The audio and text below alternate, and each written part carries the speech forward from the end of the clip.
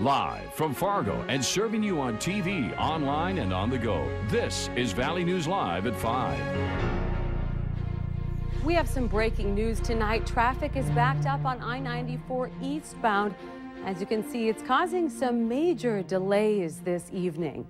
Thanks for joining us tonight. At least one lane has been shut down because of a paving project. That project is expected to last about a week. Now, if you're waiting for a loved one, they may be delayed coming home tonight. Well, there is a debate in the Valley over how law enforcement should use drones. Last night, we told you about a law that passed allowing the use of weaponized drones. North Dakota is the first state to allow local law enforcement to fly drones with non-lethal weapons attached, things like pepper spray or certain tasers. Valley News Team's crime and safety reporter Nicole Johnson shows us how local law enforcement plan to deal with the new law.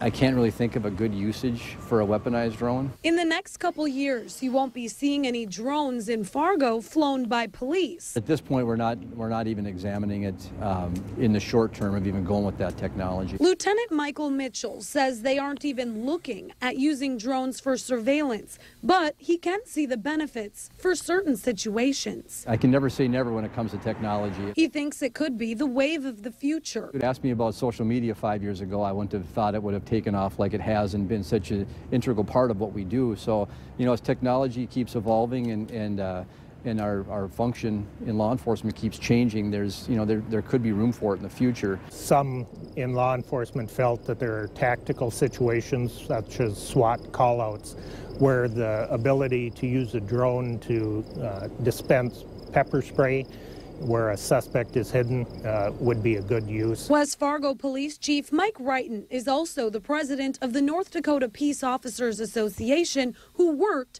to change certain parts of the drone law. He says there aren't many departments across the state trying to get use of drones, and none that he knows of wanting to use weapons attached. We don't know what the future holds for other types of non-lethal weapons, so we felt that we just needed to leave a door open so that we could deploy those assets as they're available. Wrighton says as of now, the intent of drones in the state is mainly for surveillance, search, and rescue. Nicole Johnson, Valley News Live.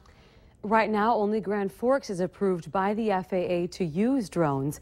They say it's mostly for work with the university and other learning opportunities.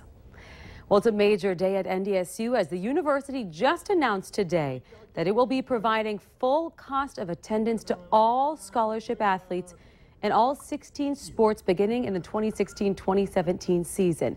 And this news comes just in time for NDSU's annual block party at the Shields store on 45th. That's where we find sports director Beth Houle to tell us more about this major announcement. Beth?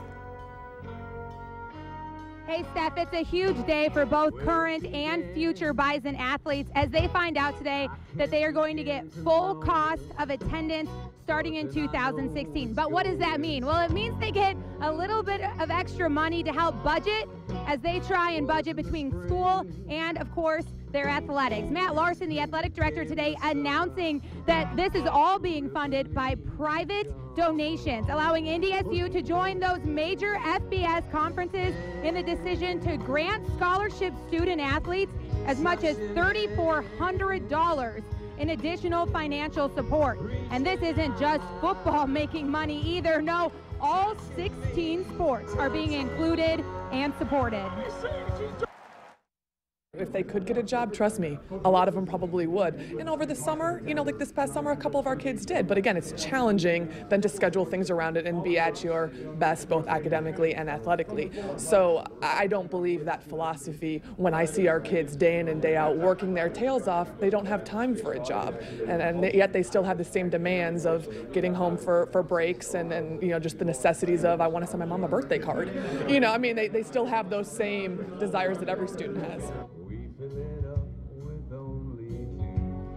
This is a huge day for NDSU athletics. This is something a lot of schools the size of the NDSU just won't be able to compete with. This gives them a heads up when it comes to recruiting athletes and a little bit of extra incentive. It's a great day out here for all of this. There's a lot going on. You can hear the band beside me, and Hutch Johnson is here as well with a little bit of excitement as well. What's going on out here today? Well, there's a lot of people showing up.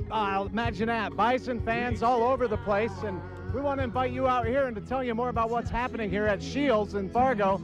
Is Karin Olsen. Karin, tell us what you're doing for the public and our exciting start to the season. Sure, so this is the kickoff to Bison football season. As you can see, tons and tons of people. We've got yard sign distribution. You can hear the front fenders in the background.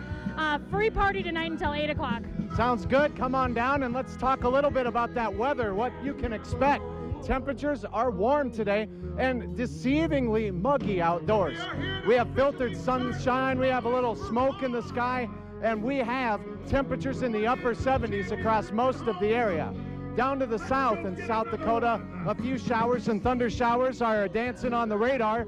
Other than that, we're fairly quiet. Your evening will have temperatures in the 70s. After sunset, we'll get down into the 60s. More in your full forecast coming up in just a little bit, but right now, we'll toss it back to the studio. Come on out, Shields on 45th to the Bison Block Party. It's a good time. It sure looks like a good time, Hutch. Thanks. Well, we have some new information now on another sexual assault reported in the FM area. Moorhead police tell us that both the male and the female involved have been interviewed, but no one's in custody. Police say the people involved do know each other, and police believe there's no reason for the public to be concerned. The assault was reported just after midnight, and the case is still under investigation. Well, there have been scores of tributes created to remember and honor the reporter and photographer who were shot and killed in yesterday's shooting in Virginia, including the museum in Washington, D.C. It added a memorial to its halls just hours after that attack. Valley News Team's Peter Zampa has this story from Washington. It's not easy making sense of yesterday's tragedy in Virginia. What you can find in spades, however, are remembrances and memorials of those two journalists who lost their lives doing the jobs they loved, like this one here at the museum in Washington. The museum did it again. With class, simplicity, not to mention immediacy, they erected this memorial to honor the lives of Allison Parker and Adam Ward, just hours after their tragic passing. Gene Polisinski, the chief operating officer of the Newseum Institute, says that these memorials show a side of journalism often forgotten. It's a very important role for us to have this memorial and to add to it, for the moment, these names. And these people and say this happened and think about what that means to all of us. In a move characteristic of the journalism industry, the museum had the memorial up just hours after the shooting. I suspect we were quick enough that some of our visitors may have learned of this tragedy. When you come here, you're going to find that we are trying to be as up to date with the news as we can. We feel it's an obligation that we have to the visitors here at the building. Polisinski said the museum's goal is to simply bring light to the sacrifice of the fallen journalists. We can't honor them. They have honored themselves by their sacrifice and by the work that they did. We can recognize them here. Polisinski says this Stand Tall Memorial will stay up for at least several more weeks. Reporting at the Newseum in Washington, I'm Peter Zampa. The museum meets annually to discuss which fallen journalists remain on their memorial wall in perpetuity. 2, 1. A new class of cobbers tossed their beanies in the air today to celebrate the beginning of a new school year. Today marks the 125th academic year for Concordia College. You can identify first-year students by the gold beanie they wear and first-year transfer students by maroon beanies. Students are not required to wear them, but they are encouraged to do so. So during an orientation week, school officials say the beanies help identify which students are new, so new freshmen can network and people can help them navigate campus.